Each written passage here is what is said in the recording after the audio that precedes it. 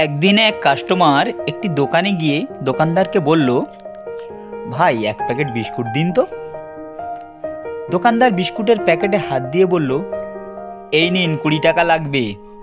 Customer বিস্কুটের packet দেখে বলল, ভাই প্যাকেটের গায়ে তো লেখা আছে 15 টাকা।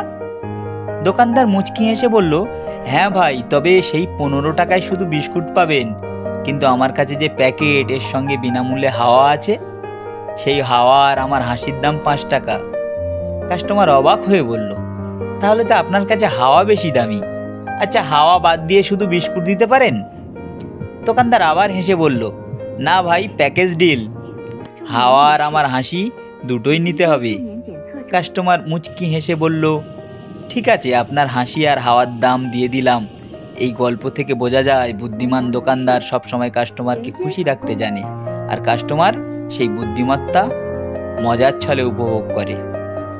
এরকম ধরনের মজার মজার গল্প পেতে আমাদের চ্যানেলটিকে লাইক করে সাবস্ক্রাইব করে দিন। Thank you.